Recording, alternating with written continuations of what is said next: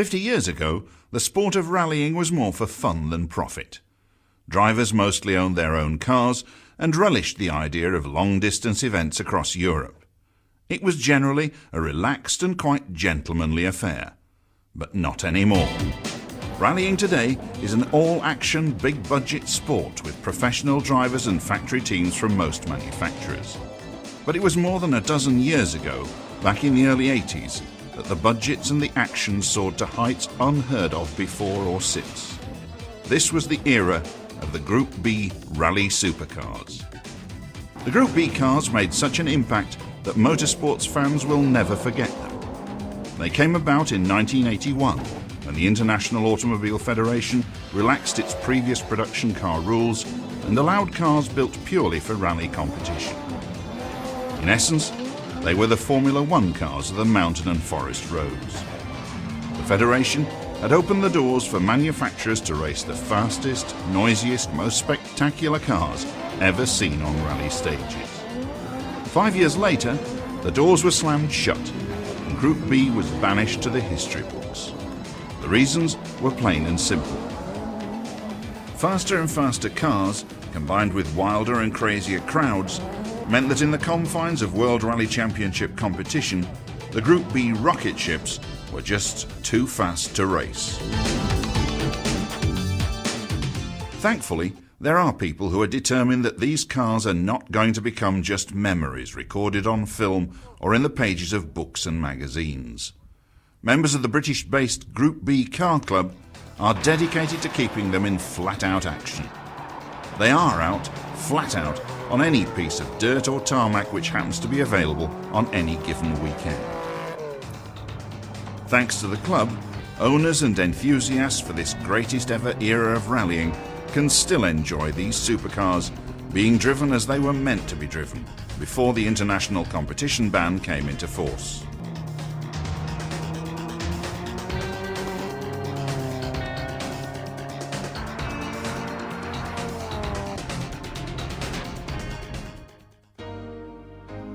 Battling the elements in often lonely and usually spectacular scenery has always added a romantic and adventurous theme to rallying.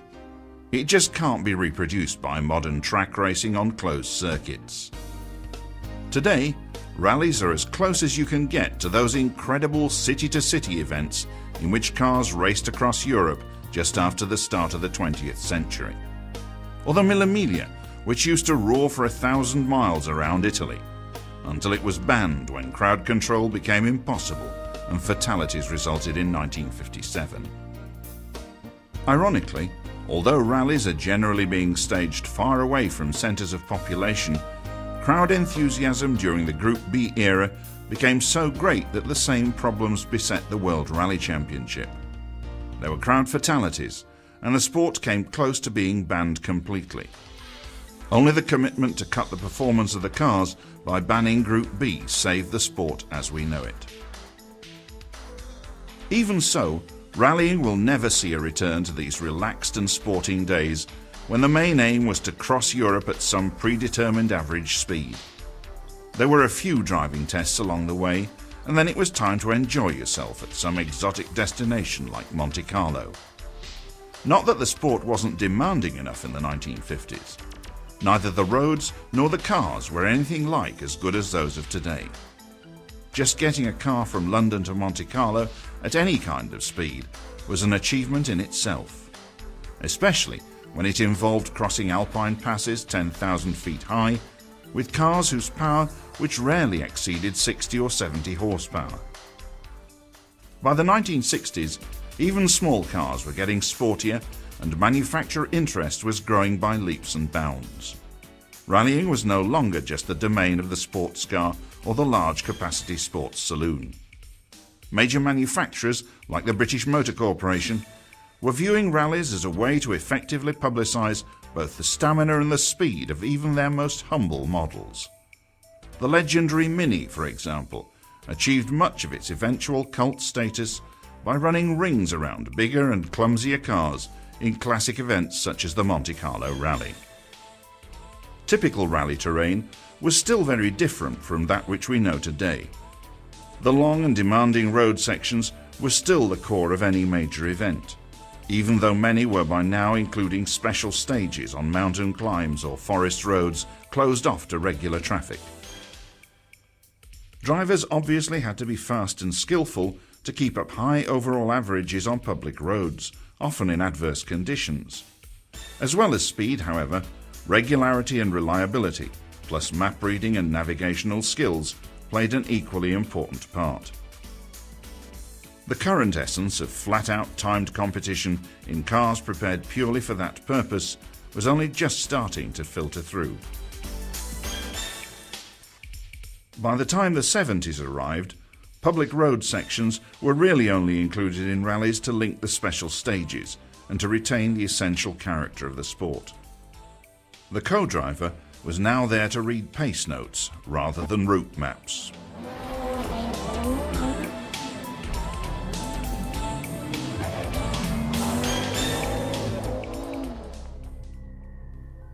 When the face of rallying changed, so did the look of the cars involved.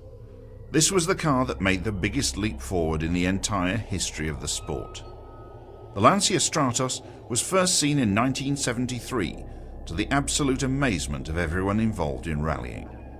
It was truly 10 years ahead of its time in both concept and performance.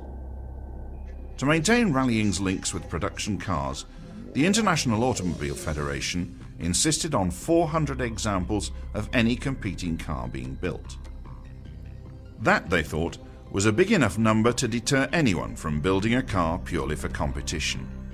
It didn't deter Lancia. They went ahead and built 400 examples of the Stratos and stood the entire sport on its head. The pure rally racers had arrived. Amazingly, the Stratos rally car which went into production bore no resemblance to any previous production or competition model. It was based on this highly futuristic concept car, which Italian styling and engineering specialist Bertone had unveiled purely as an attention-grabbing show car in 1970. To think of turning such a car into a World Championship rally competitor surely took a very special stroke of genius.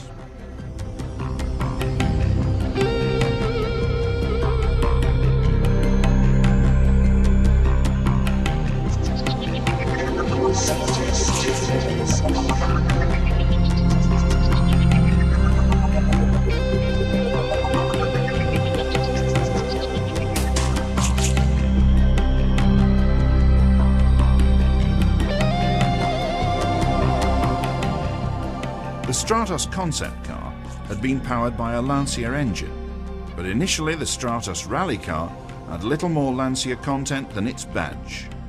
Bertone styled and built the car using various components sourced from the giant Fiat group, which owned Lancia, and equally as important to the project, Ferrari.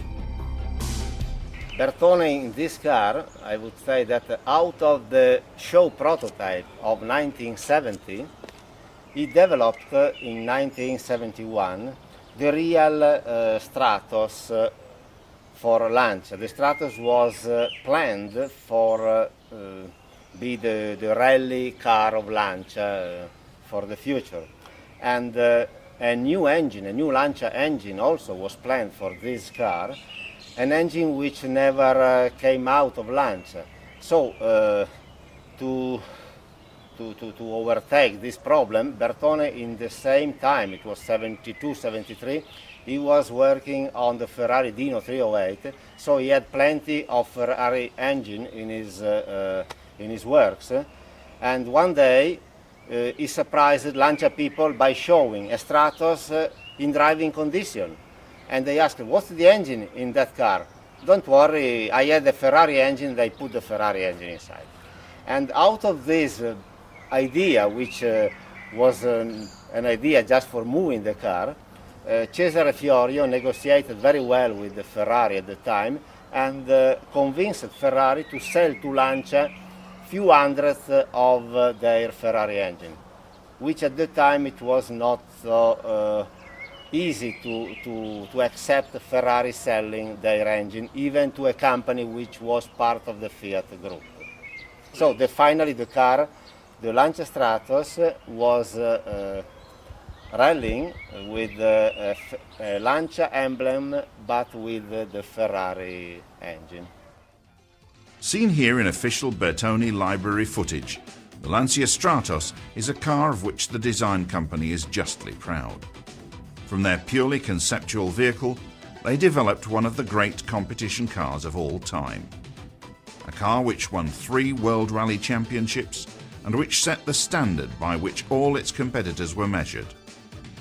With its short wheelbase and wide profile, along with the compact and powerful V6 Ferrari Dino engine, the Stratos was intended purely and simply for rally competition. But if you wanted to buy one for some public roads posing, then that was fine by Lancia management. If you wanted one so that you could contest national and international rallies, then so much the better. The car scored its debut win in the World Championship round at San Remo, Italy in 1973, and then just kept on winning. Other manufacturers were forced to raise their game to compete, and the Stratos was not totally invincible. For most of the mid-70s, however, few rivals got a look in. And even as late as 1980, after Fiat had won another world title with its Abarth 131, they still occasionally wheeled out a Stratos to do battle in events which suited its particular characteristics. Truly, the Stratos must be considered as one of the most significant rally cars of all time.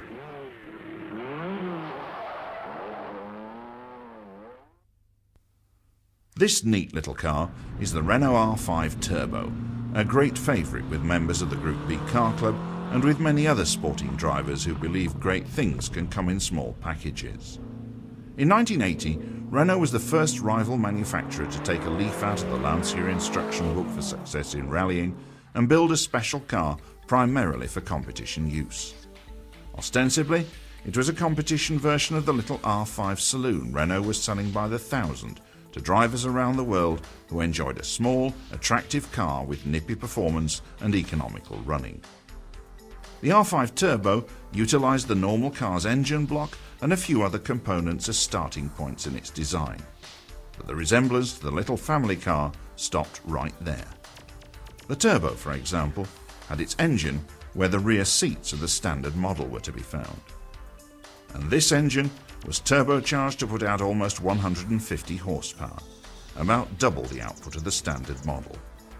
Finally, whereas the standard car was front-wheel drive, the R5 Turbo's engine drove the rear wheels, just like all serious competition cars of that time.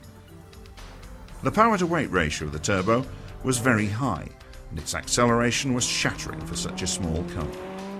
From only a 1400cc four-cylinder engine, it could get from 0 to 100 miles an hour in just 11 seconds. No wonder it's so popular with the members of the Group B car club. The box-like aerodynamics of the little car kept top speed to around 130 miles an hour in standard trim, but it's suspected that the more powerful factory rally cars could top 140. Handling, particularly on narrow and twisting tarmac roads, was the car's strong point. It was almost as wide as it was long and had the pinpoint steering accuracy of a big go-kart. The R5 Turbo was on the market from 1980 to 1985, and it came in several versions offering different body trim. By 1980, the Renault factory was well into its hugely successful Formula One program, so the time and the budget spent on the R5 Turbo's World Championship rally involvement was minimal by the company's usual standards. Even so, the R5 Turbo made a real impact on international rallying. At the height of the Group B wars, running against the most powerful possible opposition, it scored outright wins in the 2 rallies which mean most to the French. The little Turbo won the Monte Carlo rally and took 2 victories in the Tour de Corse, accepted by all as the toughest tarmac rally on the World Championship calendar.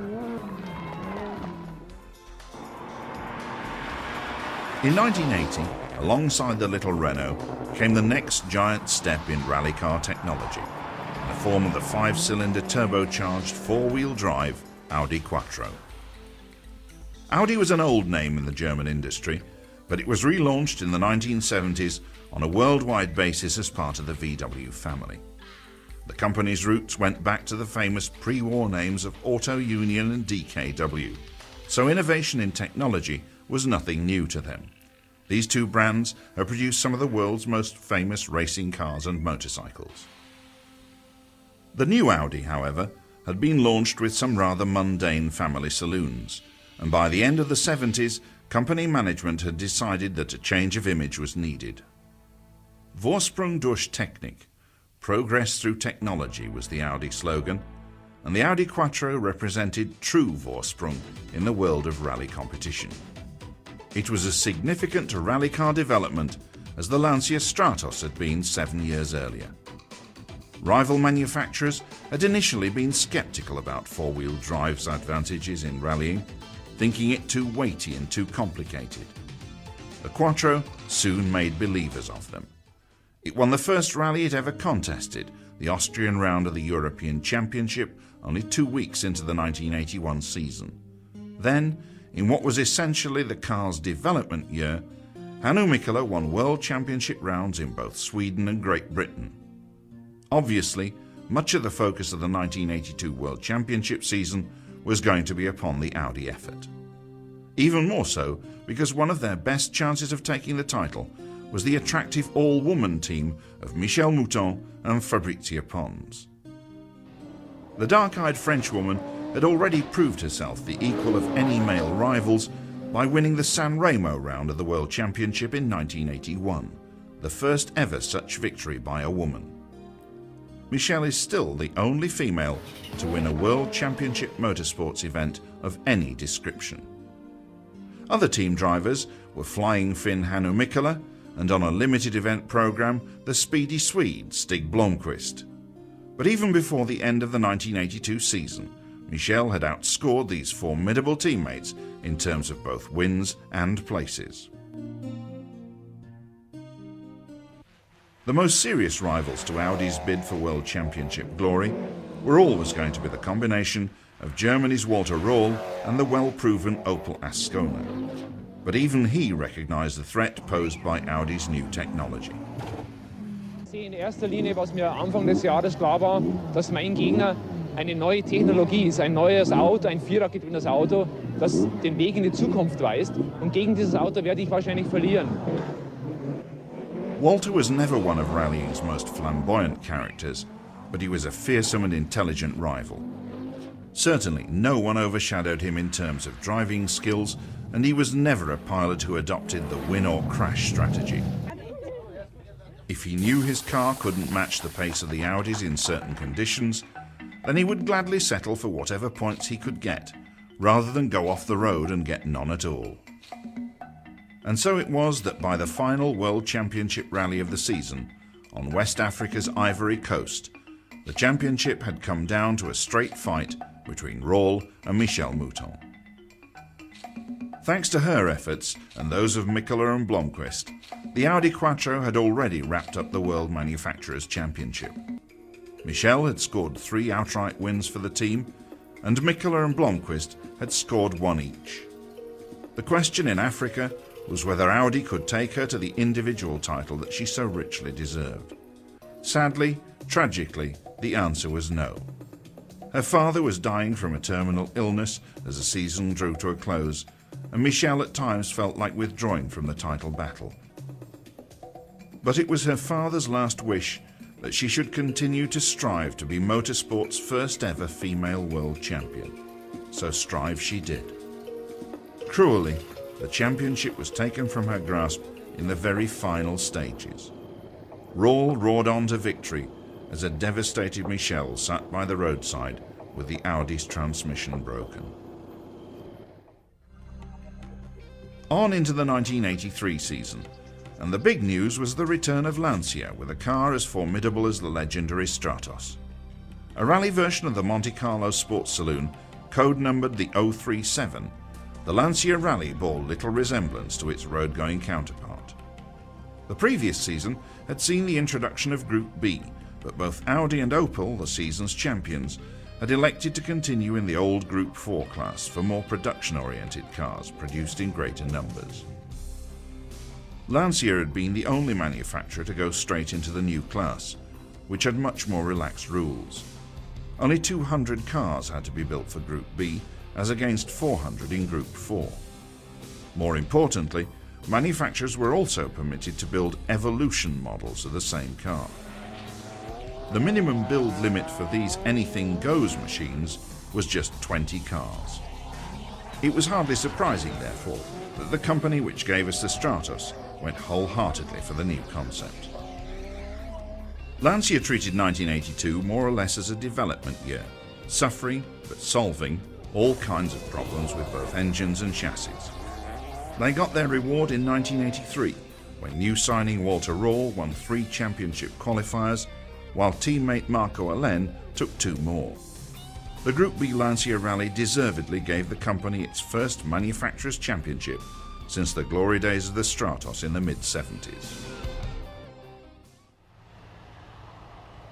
Facing ever-growing opposition, Audi continued to develop the Quattro concept, making it shorter, lighter and more powerful.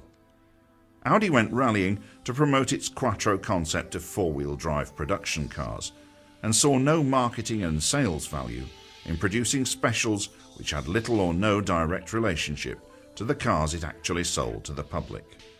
Power, however, always seemed to be uppermost in the minds of the German engineers. So when they started taking advantage of the Group B rules to build more specialized versions of the production Quattro, it was to this engine that they turned first. Through 1983 and 1984, the power output of Audi's 5-cylinder engine went up and up and up. Originally, there was a 350 to 400 horsepower version of the well-proven 10-valve engine with its 2 valves per cylinder. This was more than good enough to power Hannu Mikkola to the World Drivers' Championship in 1983, despite the determined efforts of Lancia drivers Walter Röhrl and Marco Allen. In mid-1984 came a fire-breathing Evolution version. 4 valves per cylinder, more turbo boost to take advantage of the improved engine breathing, and even experiments with water injection to cool and expand the fuel mixture charge. There was from 450 to 550 horsepower on tap, depending on where the driver positioned the turbo boost control. At that time, no rally car had developed more power. However, even with this sort of power available, the Quattro engineers realized there was still plenty of work to do.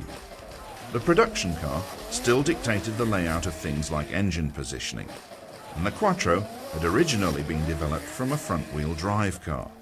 In four-wheel drive configuration, the engine was mounted much too far forward in the chassis for optimum handling, especially on tight tarmac sections. Powerful it might be, but the Quattro was still rather on the clumsy side and could be hard work for its drivers. Luckily, however, the World Rally Championship had by now developed into a series where remote dirt tracks outnumbered true road stages by about 10 to 1. This suited the high traction capabilities of the Audi and the sideways driving style of Sweden's Stig Blomqvist. He's been described as driving a four-wheel drive rally car just as he used to drive the old rear-wheel drive models. He'd keep the rear end hanging way out, but with all 4 wheels sliding rather than just the back ones. The Quattro allowed him to drive like that, putting all its 500 plus horsepower down onto the road at all times. The result was a double world championship for Audi in 1984. Blomqvist was world champion driver and Audi took the manufacturer's title. At the time, the German Blitzkrieg must have looked unstoppable.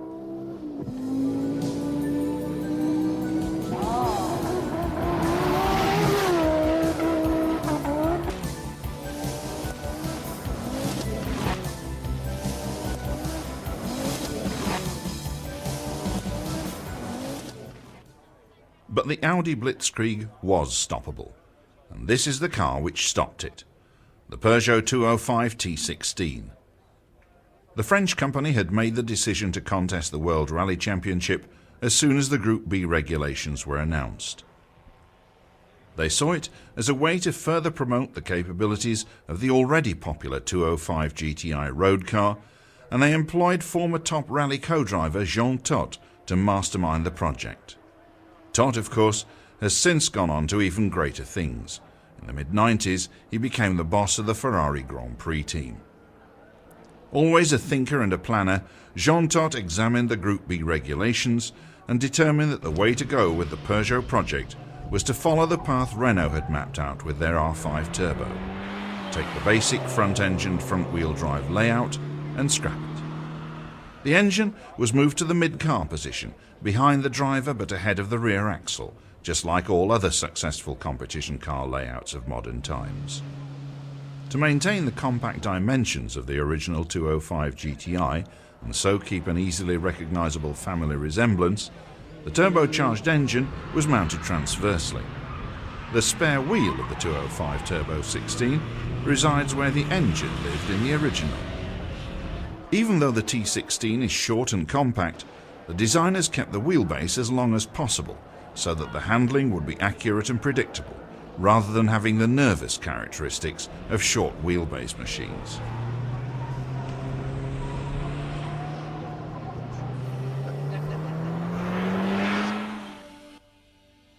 The Turbo 16s were all built in a competition shop set up especially for that purpose.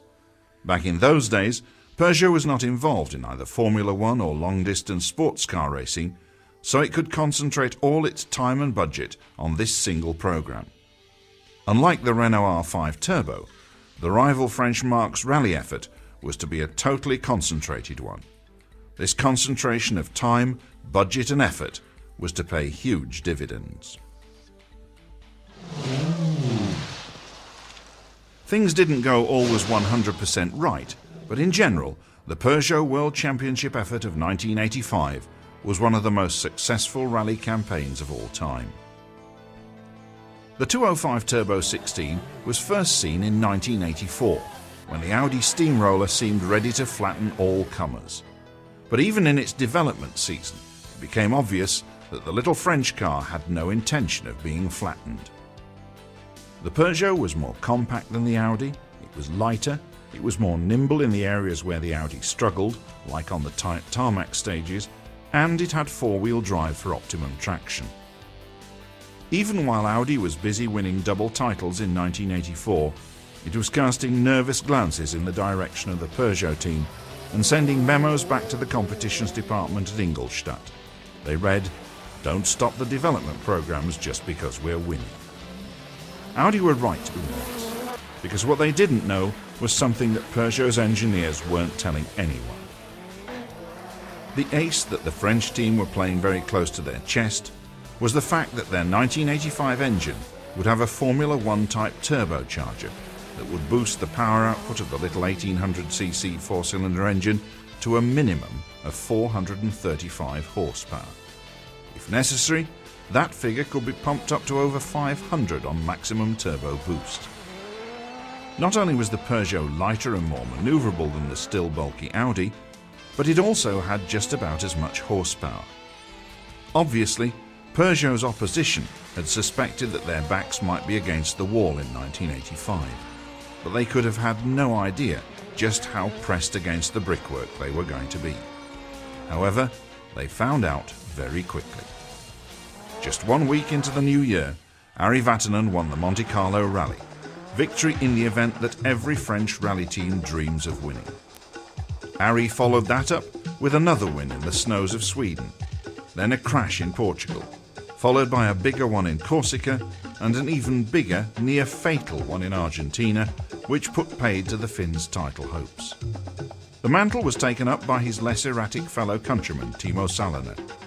He picked up his first win in Portugal after Vatanen's crash, and then added 4 more in Greece, New Zealand, Argentina and his native Finland.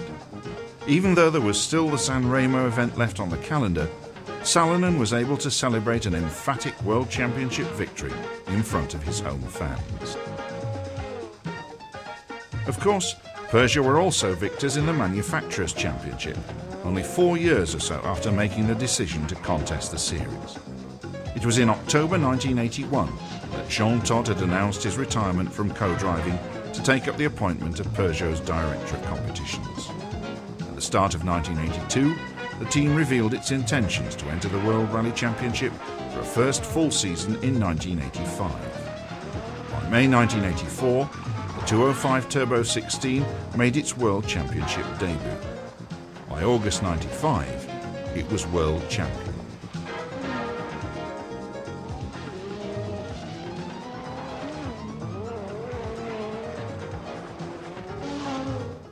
Such was the pace of development in Group B rallying that the Lancia 037, which had won the World Manufacturers' Championship in 1983, was fading out of the picture in 1984 and was really just an also-ran in 1985. To match the opposition, a four-wheel drive car was needed, preferably a powerful and compact one like the Peugeot. This is what Lancia came up with, in the shape of the S4 rally version of their little Delta saloon. It was even more advanced than the Peugeot and used a combination of both supercharging and turbocharging to achieve the fullest possible power curve, from initial pickup to the highest RPM. The S4 had the most advanced engine in the series, and Lancia was confident that if they had to, the power could be boosted to over 600 horsepower. Actually, they never needed it. Henri Toivonen's first outing with the car brought a win on the 1985 RAC rally, humbling even the title-winning Peugeots. In 1986, the young Finn started as he left off the previous year, simply dominating the Monte Carlo rally. This time, it was Peugeot which was getting nervous. Development in Group B was getting faster and faster. Toivonen also led the Swedish rally for Lancia, but went out with engine problems, giving the win to a new Peugeot driver, Juha Kankkunen. Even at this stage, it was obvious that there was likely to be a titanic battle for the championship, and that most people's money would be on Lancia. Toivonen had hit absolutely peak form at exactly the same time that Lancia had come up with what most people felt was the ultimate Group B car. But it all ended in tragedy. On Thursday, May 2nd, 1986, Henri Toivonen was in a class of his own and leading the Corsican rally by a huge margin. Then, the Lancia plunged off the mountain road and down into the trees. Both Toivonen and his co-driver Sergio Cresto were killed instantly. A year to the day after Lancia had lost another star driver, Attilio Bettega, when he crashed his 037 on the same rally. As they had a year earlier, the whole Lancia team withdrew from the rally on receiving the news of Toivonen's death. The challenge of the S4 for World Championship honours was, to all intents and purposes, over and done with, as was Group B. This latest in a catalogue of tragic accidents, including spectator deaths in Portugal, led the International Automobile Federation to say enough is enough. Truly, they felt, the cars had become too fast to race. Not every car in Group B enjoyed success. As in any form of motorsport, there were those who didn't make it. Some of them might have if Group B had gone on longer, but we shall never know. Cars like this Citroën BX4TC, which appeared in 1986. Certainly it had potential, with four-wheel drive and a 430 horsepower engine, and Citroën later proved their rally capabilities with wins in the Paris-Dakar. But the history books will simply show that the three-car Citroën team all retired from the Acropolis Rally in 1986, loaded their broken cars and the rest of the gear onto the ship back to France, and were never seen again. The Group B Opel Manta actually did win an event, or would have done had not the organisers of the 1982 Mille Pistes International in France decided to ban prototypes while the event was actually in progress. Henri Toivonen was forced to give his first place award to a production car and accept a special prize instead. A year later, the Evolution version of the Manta 400 appeared and became a solid and reliable winning performer at national level. It could never, however, cut it with the big boys in the World Championship, and Opel, who had taken Walter Röhrl to the World Drivers' title in 1981, gradually faded from the Group B scene. Had the German team and its General Motors UK counterpart Vauxhall enjoyed the same budgets as Audi, Peugeot and Lancia, the story might well have had a happier ending.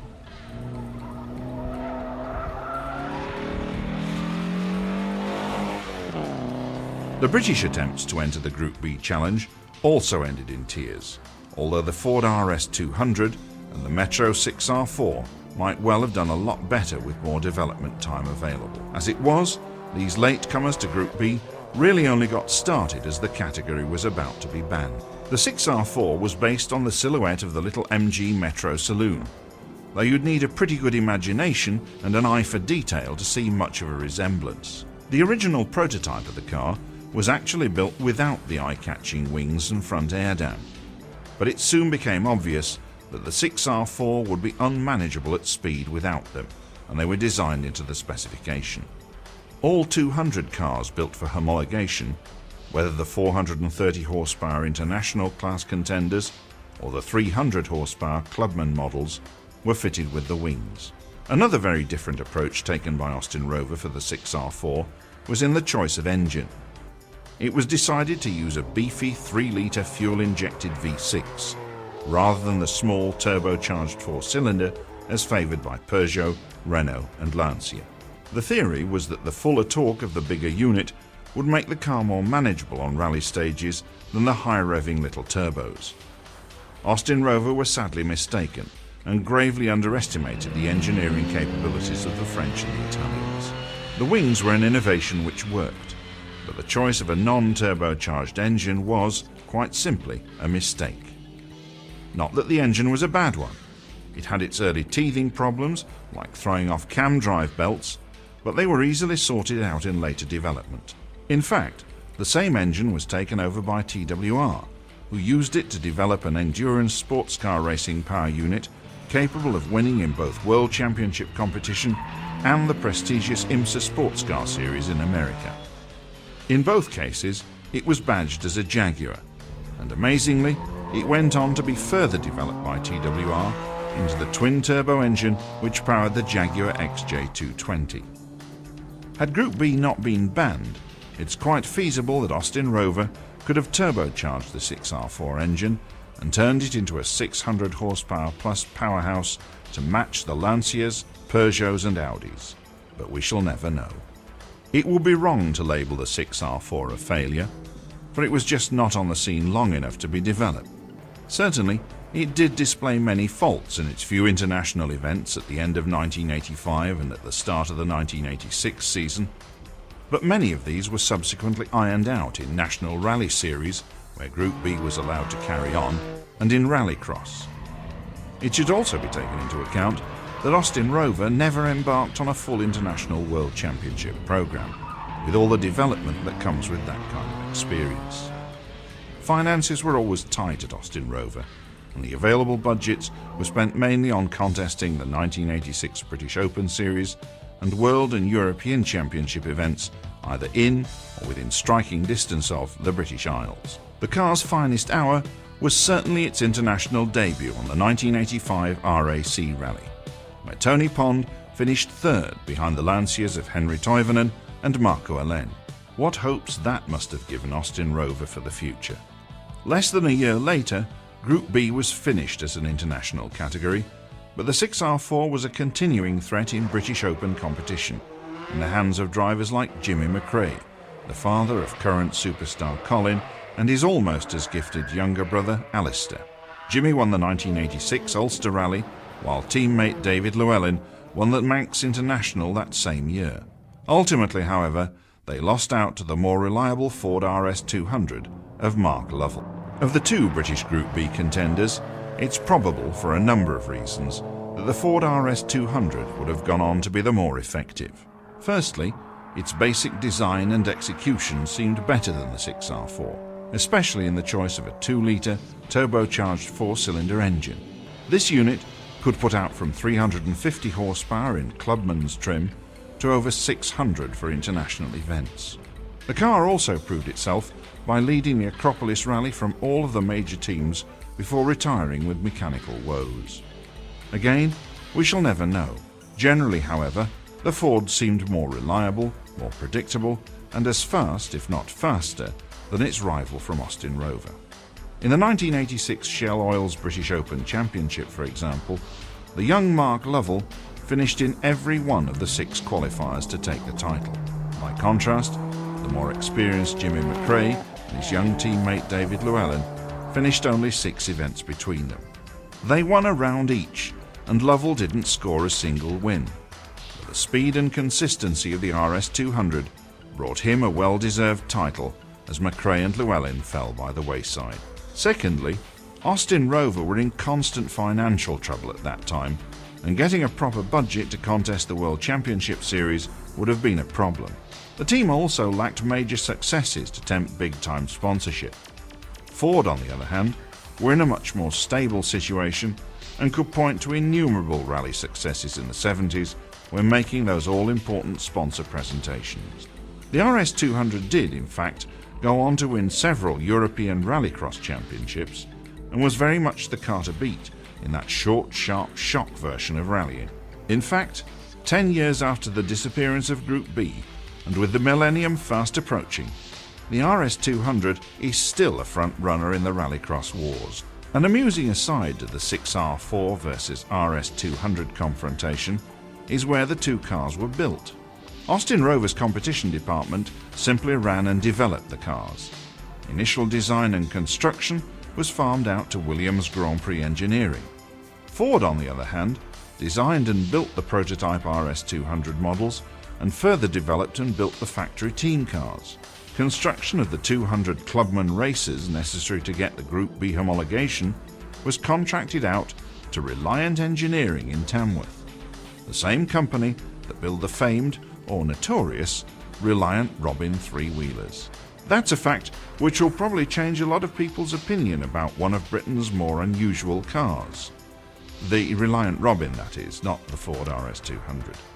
The final opinion of most experts on the RS200 is that had the class continued, it could have been a real contender in Group B. Certainly, the Ford was a strongly built car, as these crash test shots graphically demonstrate. Notice how the driver and co-driver's area remains intact as the front end crumples. And here's even more graphic proof of the structural integrity of the RS200 chassis.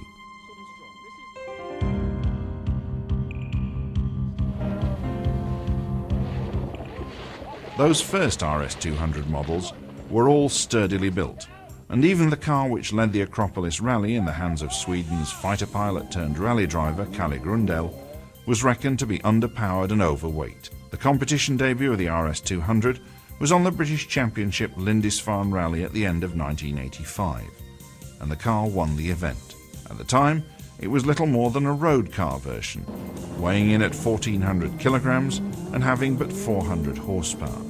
Contrast that with the 1,000 kilograms and 500 horsepower of the Lancia S4 which Toivonen took to victory in the RAC Rally just a month later. The educated opinion on the RS200 is that it would have been a genuine title contender had the company stayed around long enough to enter the lighter, more powerful Evolution version which was under development when the pullout came. Audi, who joined Ford in an early withdrawal from Group B, had already debuted the final evolution of their car in 1985, and what a car it was. The Quattro S1 Sport was an aggressive-looking beast with huge wings and more horsepower than anyone else in the championship. Over 600 horsepower was rumoured to be on tap, and even Walter Röhrl felt that it was probably too much. Considering that he beat the Peugeots at the San Remo Rally in 1985, his opinion should be respected. Im Prinzip bist du bei dem Auto mit dem Denken schon zu langsam. Take a trip on board with him if you doubt his opinions. A trip that's also likely to convince you that Ford and Audi were quite right to withdraw from rallies until something was done about crowd control. Achte auf den Aufgruppe, rechts minus eng, sofort mittellinks plus 60, mittellinks, Wellen Aufgruppe, sofort mittelrechts plus lang 70, rechts minus innen Aufgruppe, sofort links voll, 50, mittelrechts plus innen, sofort links voll, sofort Gruppe voll, 70, Achtung mittellinks plus 40, mittelrechts plus innen, 50, Aufgruppe rechts voll, 50, mittelrechts plus innen, 50, Gruppe voll, sofort links minus, Achtung, Abzug, Platz nach innen, sofort mittelrechts plus plus 80, Achtung mittellinks plus Ihnen 50, Nachgruppe mittelrechts plus Ihnen sofort mittellinks plus Ihnen 50, rechts sofort links 60, Achtung Nachgruppe links minus Ihnen 70, mittellinks plus Ihnen glatt 90, rechts minus sofort links minus Ihnen 70. Driving a Group B car was an emotional and physical experience that inevitably took its toll on the drivers. Coping with the noise, the intense cockpit heat, and the sheer unadulterated stress of driving to the absolute limit on loose trails through solid walls of apparently crazy spectators took drivers to the very edge of their mental and physical capabilities. Doctors, physiotherapists, and even mind-relaxing gurus were a key element in every major team. The drivers needed all the help they could get.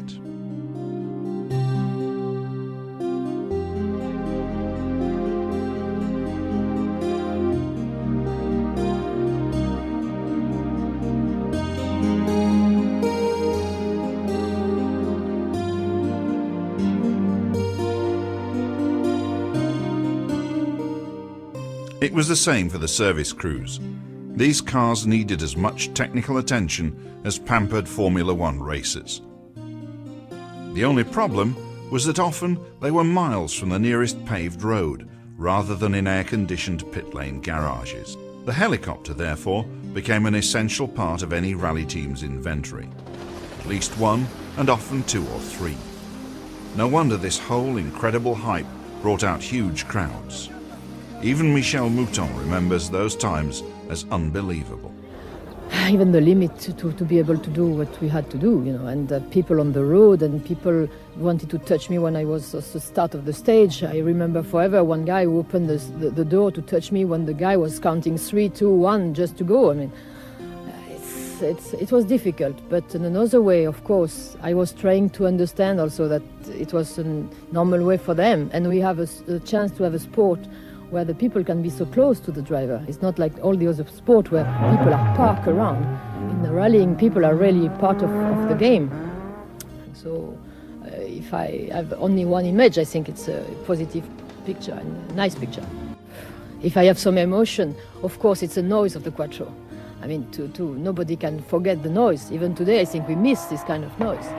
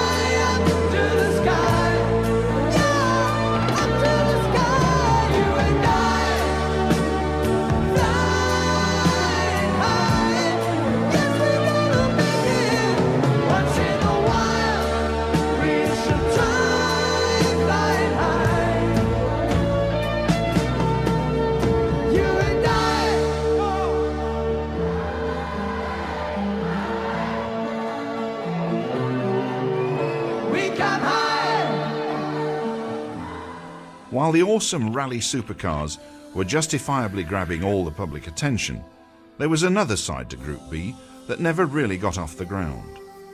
The category was also intended for sports car racing, and Jaguar's chief engineer in the mid-80s, Jim Randall, actually designed the incredible 220-mile-per-hour XJ220 supercar with that in mind. I sat down and started thinking, what sort of car would one have to design that would be an effective road car, but with very little modification. It could be a race-winning car in effectively Group B. Now, Group B at that time was only rally cars. There was no Group B racing, road racing at that time. Nevertheless, it was an interesting category.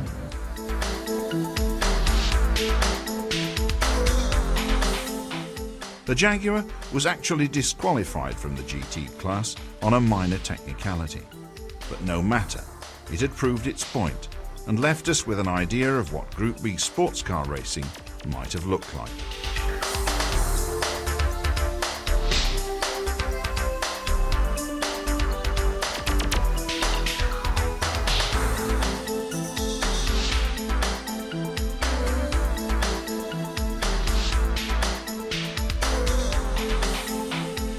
Had Group B sports car racing ever got off the ground, this is another car that would undoubtedly have been involved. Ferrari was a perennial rival to Jaguar in long-distance sports car events and had already designed and built the 288 GTO to contest the class. In fact, the 288 GTO was also intended to be Ferrari's rally contender, probably only on tarmac events, but one never knows. A rally version of the 308 GT had done well in Corsica and San Remo earlier in the 80s, and after all, Ferrari are part of the same group as long-time rally supporters Fiat and Lancia. Would we have ever seen this turbocharged 2.8-litre V8 out on the special stages with Audi, Peugeot, Ford and the rest of them? Again, who knows? But what a great sight to daydream about. Ferrari were obviously extremely serious about Group B, for they went ahead in 1986 and built 4 examples of a staggering evolution version of the 288 GTO. Essentially, it was a sports racing car with 650 horsepower from its twin-turbo engine. No one knows the exact purpose for which Ferrari intended the 288 GTO Evo to be used, but a return to Le Mans in the GT category is a good bet. When Group B was abandoned, Ferrari detuned the V8 to a mere 450 horsepower and further developed the 288 GTO, seen here, into the superb F40 road car. Since then, racing versions of the F40, using essentially the 288 GTO Evolution engine, have performed with success in GT sports car competition. Here's a rare chance to see a 288 GTO Evoluzione in racetrack action.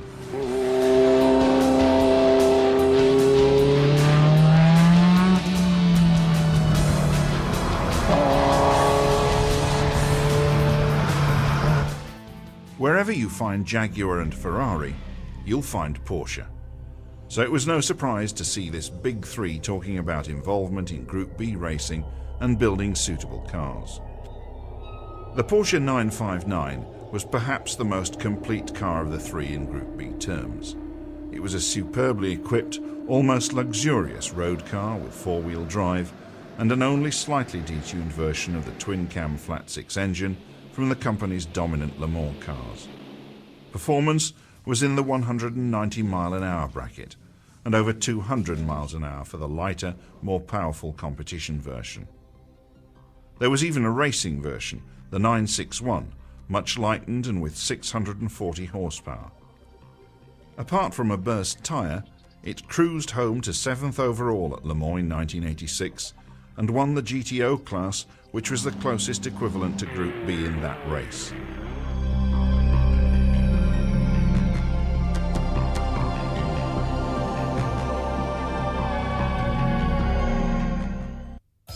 Porsche chose an unusual arena in which to display the rallying capabilities of the 959, the awesome test of the 3-week-long Paris-Dakar Marathon, the bulk of which was run across the wastelands of North Africa's Sahara Desert. By doing this, Porsche sidestepped head-on confrontation with the World Rally supercars. They all had a 2 or 3 year development advantage by the time the original Porsche concept car on which the 959 was based was unveiled at the Frankfurt Motor Show in 1983.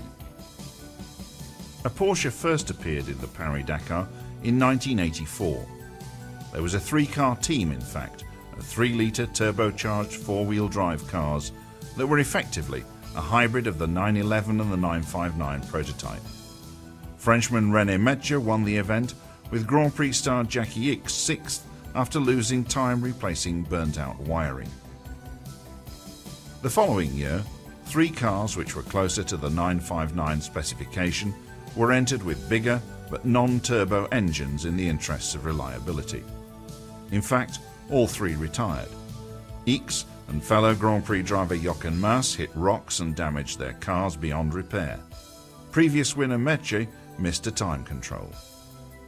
In 1986, the true 959s appeared, and this time there were no mistakes. Metge won again, with Ickx second. What's more, even the backup service crew car finished 6th. A 200-mile-per-hour road-going supercar, a class winner at Le Mans, and a winner of the Paris-Dakar.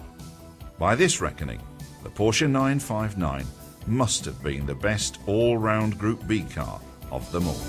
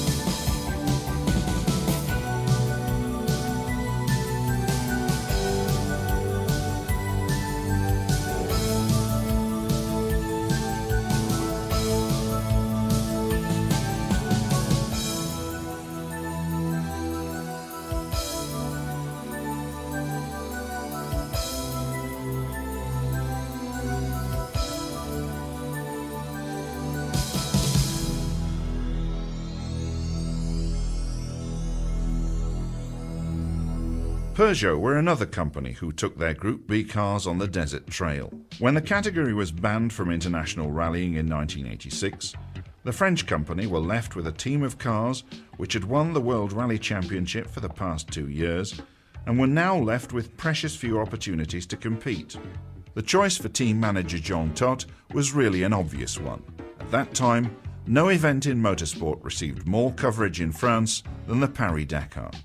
The whole nation, and much more of Europe as well, was caught up in the romance, the adventure and the dangers of racing from the French capital across Europe and the Sahara to the Atlantic coast city of Dakar in West African Senegal.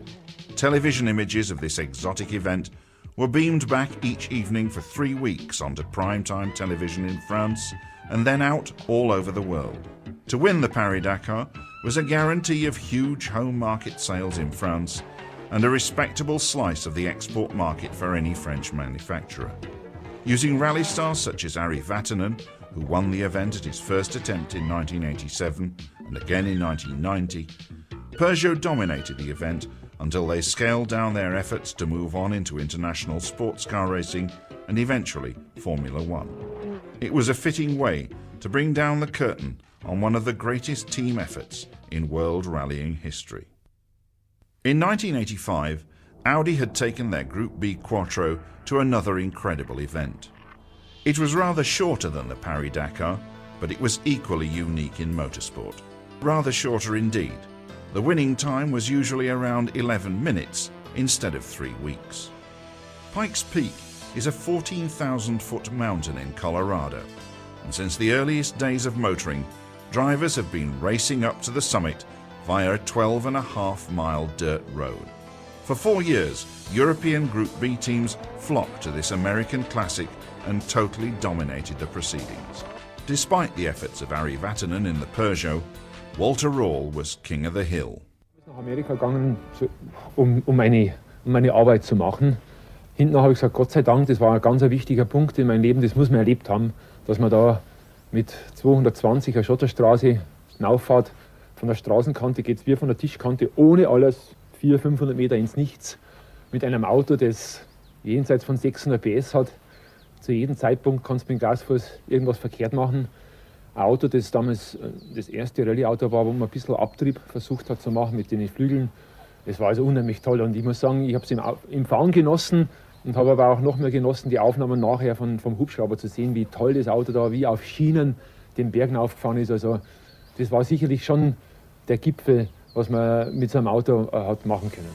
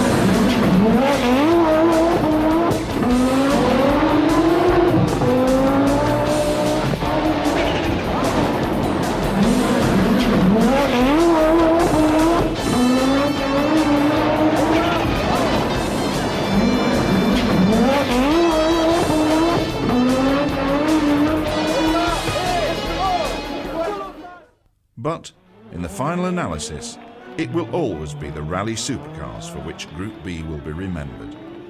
Cars developed at such a pace that they simply became too fast for the terrain that they competed on. Cars that truly were too fast to race.